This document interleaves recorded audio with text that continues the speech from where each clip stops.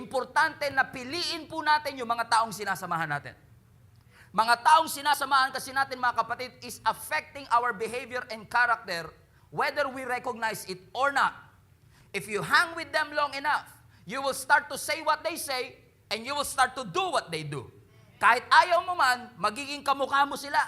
Sabi nga ng lumang kasabihan, kung lagi mong kasama ay 9 na tamad na kaibigan, ikaw yung magiging pang-10. Because kung sino yung lagi mong kasama, most likely, yun ay magiging ikaw. Ang sabi ng scripture sa Proverbs, ang mga righteous people, pinipili nila yung mga magiging kaibigan nila. Ang hirap po kasing mamuhay ng tama kapag nasa maling kaibigan. It's hard, if not impossible, to live a right life if you have wrong friends. Ang sabi ng scripture, bad company corrupts good character.